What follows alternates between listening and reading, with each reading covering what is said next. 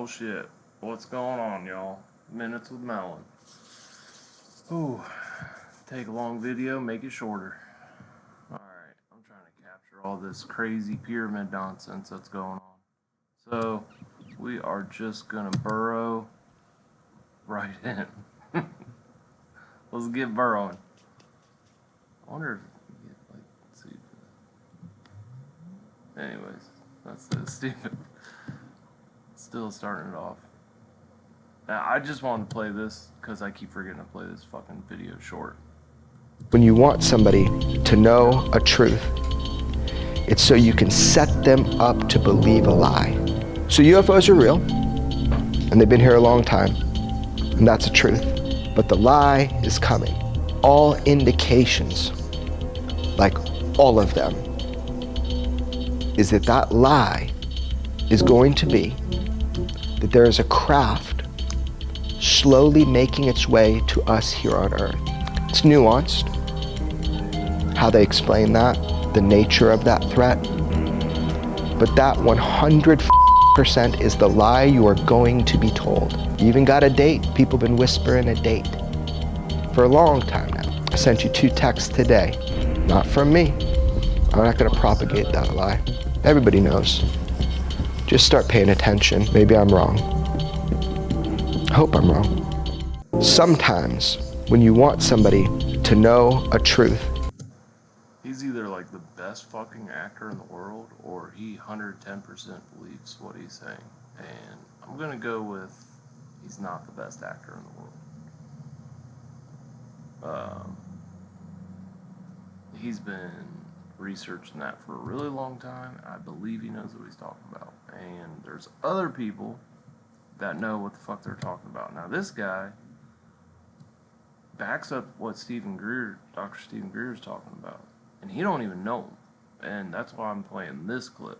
I'm playing these clips in sequence to lead up to the period. We start out with these Freedom of Information Act releases like UAPs, drones, UFOs, all this stuff. And then these whistleblowers will come forward and start going on podcasts and start going on, they've been on Joe Rogan, they've been all over the place. So it started like this massive amount of information flux. We had a couple of those. We had one of the guys on as well, if you're talking about the UFO whistleblowers. Yeah. Interesting business model. Keep going. And who was the guy that you just had on? I watched it on the plane on the way over here.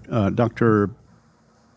What was his name? Stephen Greer? Stephen Greer. Okay. Most believable guy I've ever seen from a body language perspective. Mm-hmm. Like he is very believable. There's some guys that I think are less credible. But if you just look at this release of information, and when I see the drones as a behavioral expert, I'm seeing this is a logical expansion of that narrative. This is just the next logical step in a normalization process.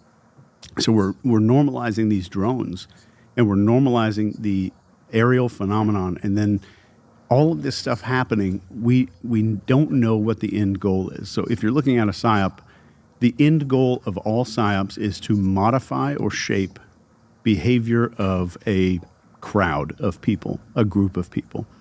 So what would be the end result or the desired end result for somebody to shape a behavior of a country or a populace? So we want to normalize it, but then you got to go into, and I'm not going to speculate on this, but the next step is why? Why would this need to be normalized? What would the next step after that be? So you got one incentive. Who benefits from this, right? Mm-hmm.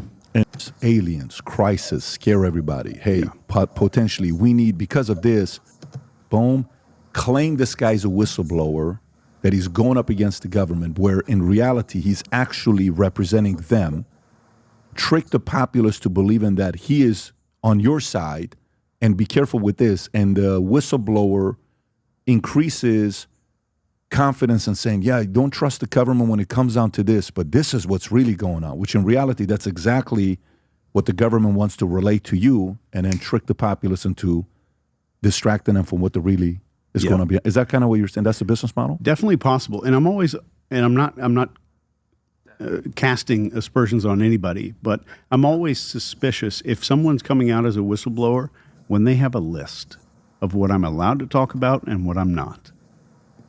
And when a whistleblower comes out with, Sort of like Lou Elizondo. Can't talk about that. I'm limited to speak on that. Then they have a list of speaking points, and that makes me a little suspicious. So that's 110% Lou Elizondo. Like he ran Arrow or ATIP, whatever the fuck it is, and then he got out, and then they tried to say, oh, he was in a financial war with the government, and he finally got out, and he wrote a book, and blah blah blah, and he's on our side now, and he's trying to tell us the truth on everything. Shut the fuck up. Like, and Greer calls him out all the time. Like, he's a fucking psyop, 110% psyop. So, that's what this guy's explaining right now. Yeah. Do you have any examples of it? That's what he just realized. Yeah. Oh, we will. So I'm not going to mention any names, but you'll probably know who I'm talking about. You see somebody that comes out as a whistleblower, and they start talking about all these programs, and a podcast host is going, okay, well, tell me more about, are we doing this? Are we doing surgeries on these guys? Do we have these little alien creatures locked in a jar somewhere? They're like, oh, I can't mention that. That's the end of the road of what I'm allowed to talk about. And they're people with speaking points, is what it is. They're people, and so you mentioned Stephen Greer. Why'd you bring up Stephen Greer? Did you bring him up because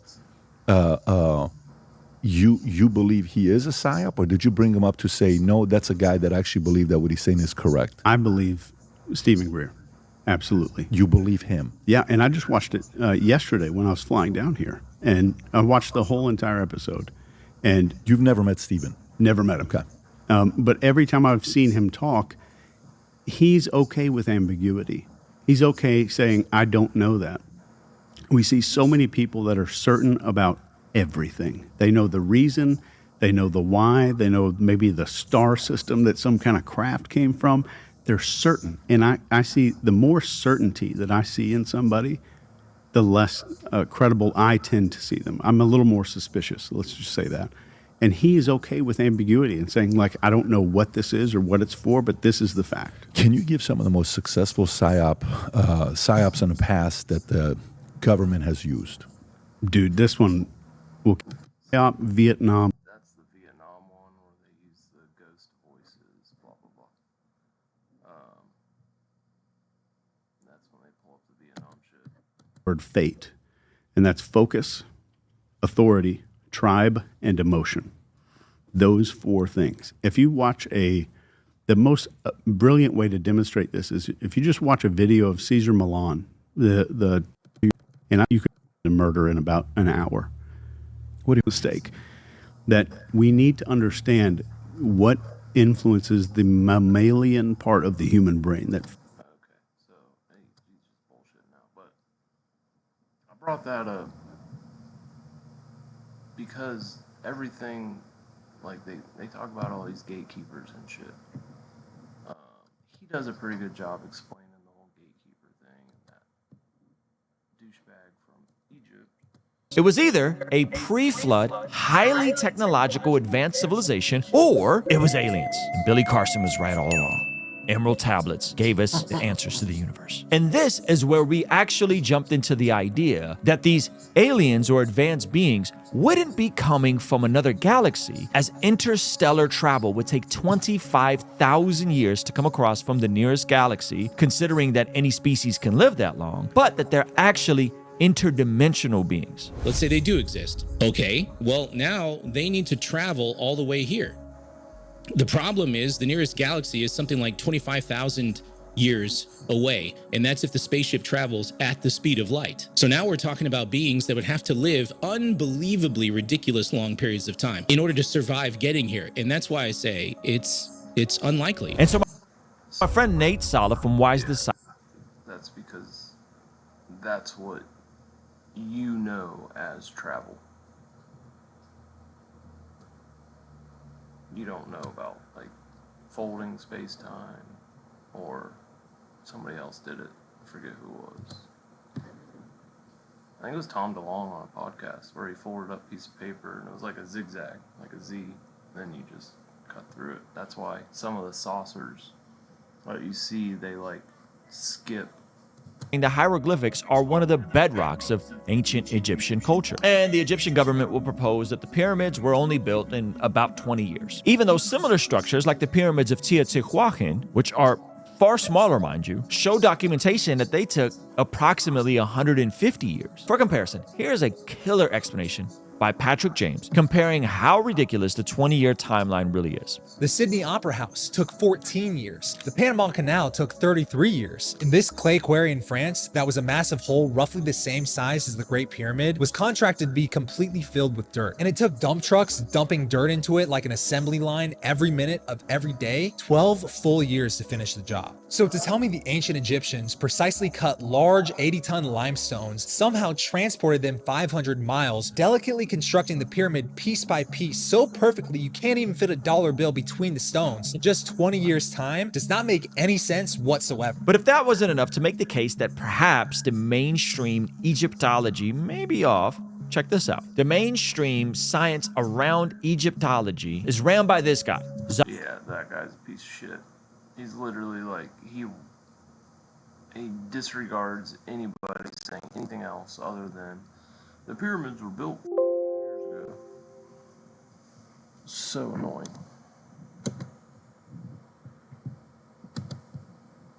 Gatekeeper, who may be guarding secrets beneath the pyramids. But a more charitable and practical view is that he's just a proud Egyptian who wants people to acknowledge that the Egyptians themselves built the pyramids. Now that we do have what appears to be a substantial reason for the Egyptian government to guard who really built the pyramids, doesn't quite mean that something as crazy as aliens built them. But what are the reasons that people believe that aliens created the pyramids? Check out this other clip from Patrick James about the pyramids. The Great Pyramid itself is made up of 2.3 million large limestone blocks, with the stones ranging in size from 2 tons all the way up to 80 tons. Despite looking quite small from a distance, when up close to these limestone blocks, you realize how massive they actually are. Many of these Crazy. Those are huge. Way bigger than I thought. stones were taken directly out of the bedrock from the Giza Plateau, but some of the larger ones that make up the intricate interior, weighing up to 80 tons, were somehow transported from a town 500 miles south of Giza. Kind of crazy to think about, because even if the mainstream Egyptologists are correct that the pyramid was built 4,500 years ago, it would still predate the invention of the wheel by roughly 300 years. For instance, here's an image of a 30-ton construction vehicle attempting and failing to move a large limestone rock. And here's a video showing that even our most powerful hydraulic cranes struggle to lift rocks of this size. And those are steel cables, not the papyrus ropes the ancients supposedly used to drag these stones into place using wooden rollers and wet sand. I think the limestone is a lot bigger than I imagined. I didn't realize when people were standing next to it. And I also didn't realize how strong of material that stone is in comparison to like modern equipment. Like watching it pop up, this is pretty brutal. And he even shows this really cool sequence of them using power tools, modern power tools, on limestone, which was used to build the pyramid. Efficiently, but the chisel itself will become utterly useless after a few dozen strikes. When Roger tries chisels made from bronze, the results are disappointing. As you can see, we're leaving a lot of metal and very. So these are the tools that they propose they actually used on the pyramids. Like a chisel and a hammer. Little stone, it's like Eventually, the dude gave up on the chisels altogether and finished the project using a power saw. And since we're on the topic of saws, a completely different group of researchers created a large hand saw that was made of copper, much like the ancients would have used. And after several days of sawing back and forth with the combined efforts of multiple people, they could only cut the stone at a rate of about 4 millimeters per hour. Dennis, will we see any progress in our lifetime? Yes, if you came back in an hour's time, you would see about a 4 millimeter cut down into the An alarmingly slow rate that doesn't make any sense when you closely examine some of the cuts made on these ancient stone blocks. That's crazy. Wow. At the very least, you get why people are like, dude, the aliens. Yeah. Okay, this next part is crazy. I saw You'll find that it actually sits at the geodesic center of all landmass on planet Earth, meaning that if you drew imaginary lines out of the side of the Great Pyramid that went all the way around the globe, those lines would touch more land than it would if the pyramid had been built at any other point on the planet. And that's not all. The Great Pyramid is also perfectly aligned to magnetic true north, with an accuracy of 3/60ths of 1 degree of latitude and longitude. That's an accuracy of 99.94%. In fact, it's so closely aligned to true north that we couldn't even tell how accurate it was until the invention of the modern day satellite. And to this day, it's still the most accurately aligned structure on the entire planet. For comparison, the Paris Observatory was built to be aligned to true north, but even with modern day technology, they could only get it to within 6/60ths of 1 degree, making the Great Pyramid twice as accurate. Okay, after seeing that explanation, So there's even more, like numerology and the pyramids and how the layout and how it's like an actual replica of our solar system. I think that That's on a different video, but the pyramids are more than just like, you know, Visualize people potentially living amongst aliens, I'd have to look no further than Genesis chapter 6. Explanation of how they were on the earth as spirits. These spirits went on to influence and... Okay, blah, blah, blah. So anyways, the actual reason that we're having this video, I had to play all that to let you know, like, there's more out there. So these, is this the video? With it, but we can now climb down into its base and actually find the main opening, the main tunnel that will take us towards the south. Right, we're now entering into the south tunnel within the actual caves themselves. As you can see, they're all natural, and on the floor are these huge, massive boulders. Now, we're not sure where they come from. They may well have come from the walls to the side and have just collapsed down. It may be that some of them actually come down from the roof. However, what we know is that this creates a very dangerous environment where if you lose your footing, your leg can get caught between these blocks. Data that's come out, and to have a look at it without all the kind of reconstructions and the speculative kind of imagery that's been kind of created from that is really interesting, because the fact that you have scans going back to 2007 of that whole area proves that the Tomb of the Birds is connected to this kind of area around the middle pyramid, or Khafre's pyramid. So we're now going to jump over to Egypt, where on a very recent visit, based upon the new research that's coming out, where we went into the Tomb of the Birds, once again new discoveries. Here, but to that of Egyptology as a whole, and that is the Tomb of the Bird, on the north side of the entrance into Giza's lost cave system that we know now goes all the way to the second pyramid.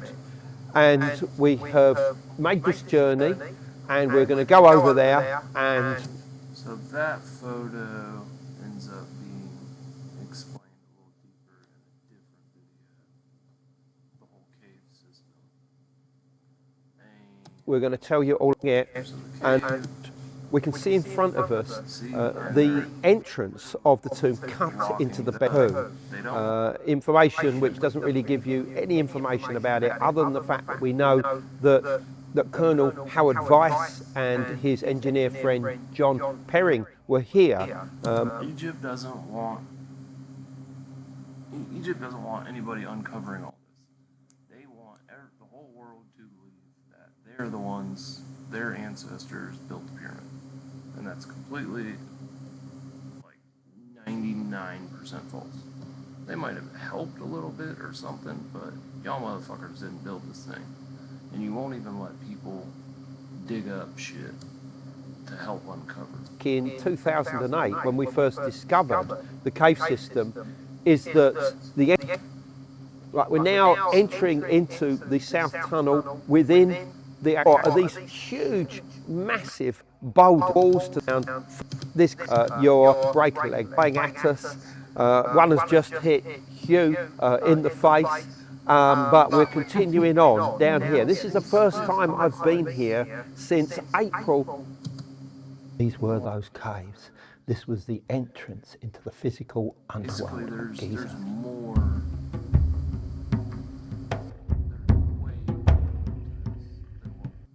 As the caves go. But the one thing that we now know about this show is his breast.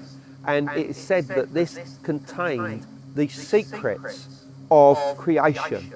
Now, what exactly those are, we don't know. Some have suggested found in the 5th dynasty pyramids at places like Abu Sir and Saqqara. But that we've been to the stories to do with this giant snake that's supposed to haunt these caves called El Hanash.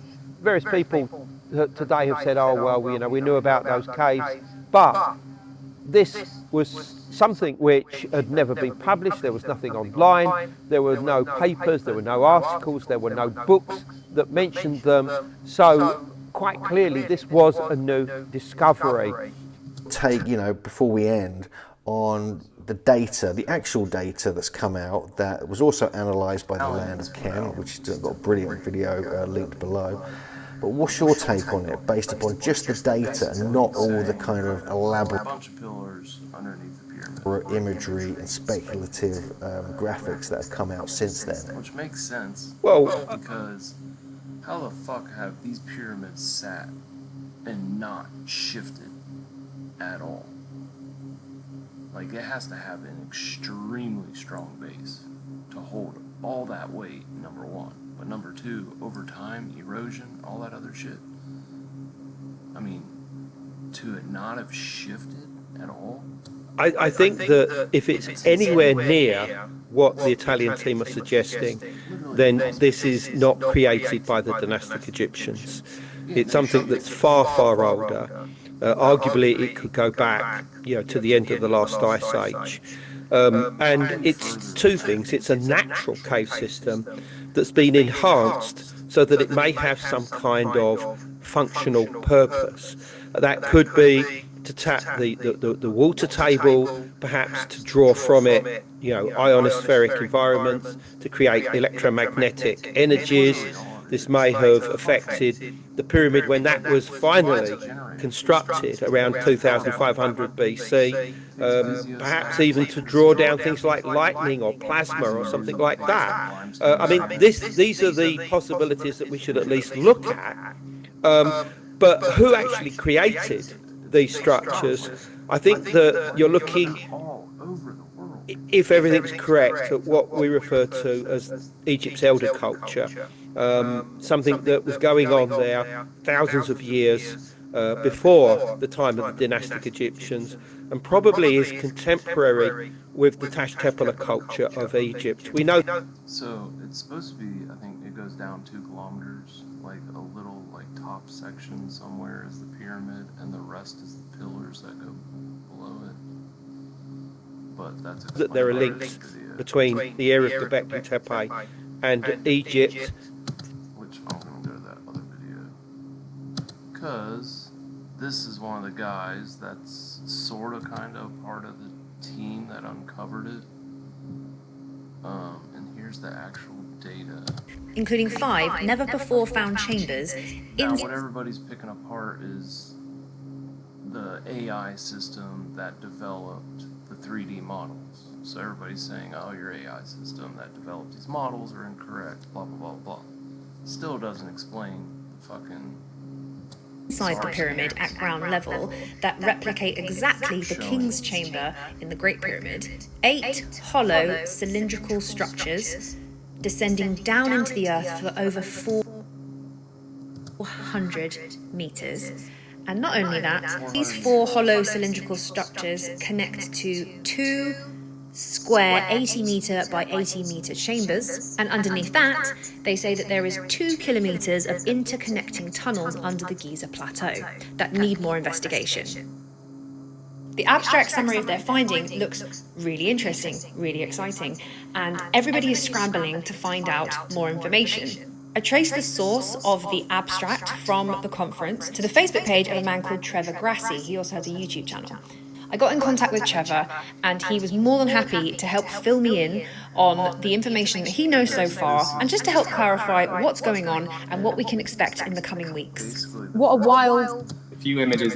They're just saying, yeah, I get permission to speak about this project and to speak about this data. I've been given permission by the Italian team. Good job. If you can prove, if he can do a little demonstration and prove that he can scan something already there, like the Osiris shaft or something that, and go, look, this is what the, because a lot of people are skeptical because the 3D imaging, it's almost unbelievable how, detailed with the pillars and the spiraled sort of cylindrical pillars. If they can, if he can prove he can do that on another site that we already know exactly looks like that, then that's kind of a home run. So I'm really excited. This is, but yeah, I'm like you. I wanted to. And essentially, they already have. Yeah. Okay, great. I mean, they did. It is the same method they used in 2022, but they should do a proof of method on the Khafre Pyramid itself to make it specifically to this structure. It could be different type of stone, interior. We don't know a lot of. And I'll tell you, it's not just Giza. This technology is going to revolutionize archaeology. When we saw Lidar come out, they found like 200 cities in northern Guatemala and Mexico in like a weekend. This is going to be, you don't even need airplanes. This will allow anyone in the world to actually sense underground cities across the planet. And I know of at least 5 or 6 in Egypt alone, underground cities that are interconnected with tunnels. I've been saying that. I've been saying the minute we can see under the Sahara, the whole picture's going to go. It can slightly misconstrue that this project.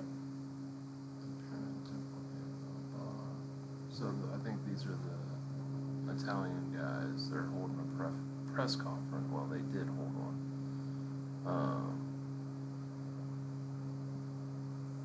I'm just trying to see if they show any more photos of the data. Tunnel blockage route.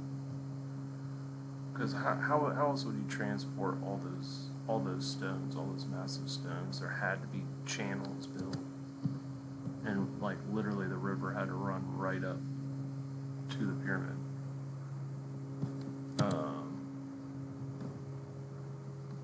But there was shit. Let's get along. Or was it?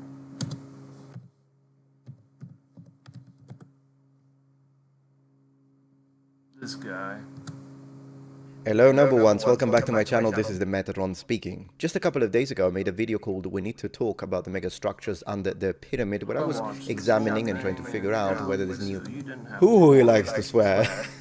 The conference happened on the 16th of March 2025. It started at 2:30 p.m. and it was held at the Hotel Artemide Congressi. We are told that they had 900 spectators and the tickets sold out. A, open quotes, project of research that is extremely and historians to then Horizon line. Probably about the pyramids and how it points to Orion's belt. tell us without using hieroglyphs, and that he was going to use numbers. Well, here they are. So what he does, he sees this little thing here, which is part of the map of the corridors inside the temple, and interprets this as number 3. Then he says that there are 16 columns, and for some reasons that he does not explain, he tells us, well, it's 16 columns, so that means 7.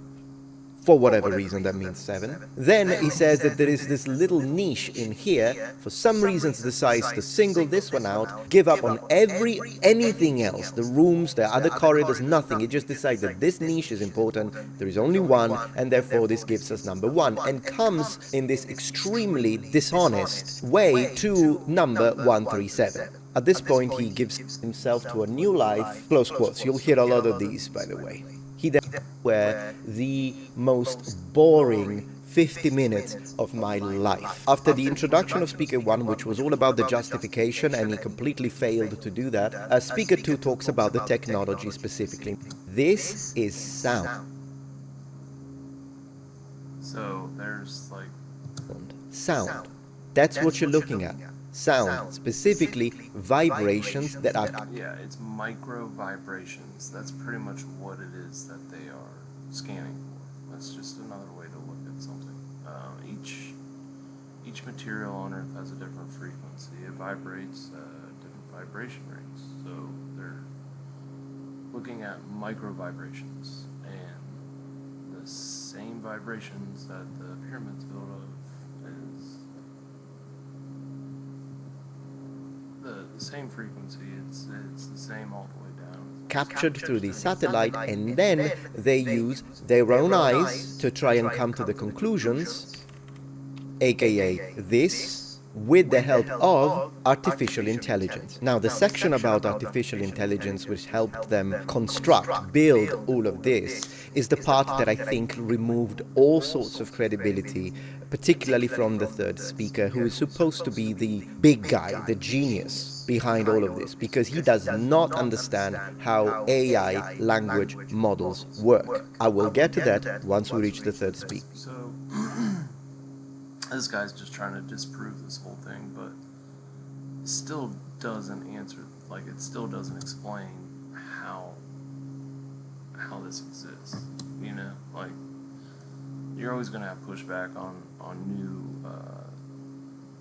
new data being, you know, released to the public, and there's a lot of people pushing back on it. Now, this guy attended that conference, listened to it all, or didn't attend it, listened to it, said it was boring. He tried to do his own interpretation of what he heard, and that's a lot of, it seems like a lot of necessarily refute that maybe they did find something with this tech, but whatever it is, they did a horrible job at making it sound convincing. And you'll see why. So do stick making claims that the tunnel that is found inside this dam was in fact correctly identified by their scan methodology. He sees these squares and he keeps saying, you see this black square, and black means that there is no data, but the square is freaking orange, but he sees it black.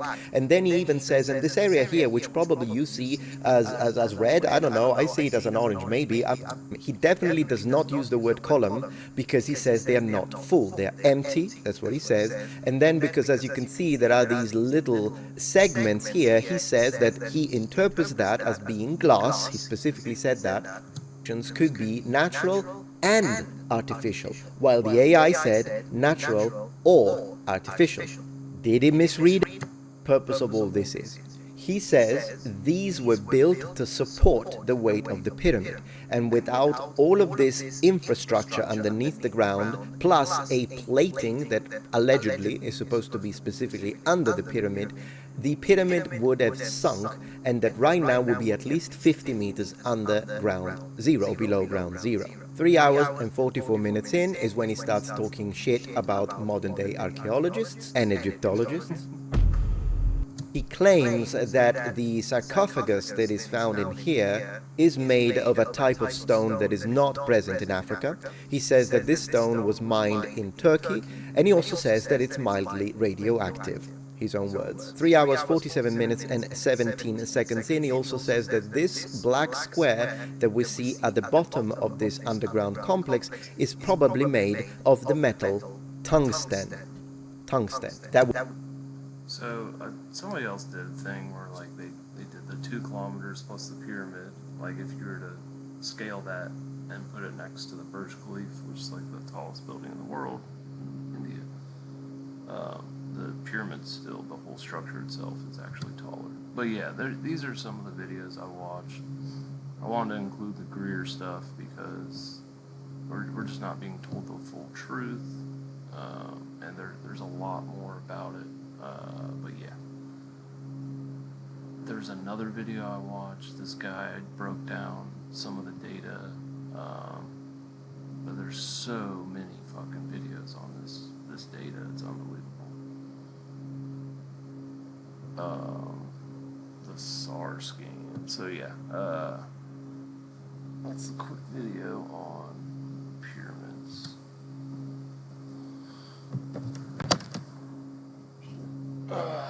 Alright y'all, this has already gone way too long, but I'm going to include all the links because this video is really more for me, not for y'all.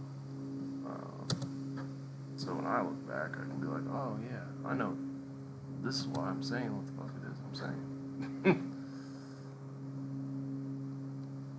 But yeah, I'll catch you on the next one.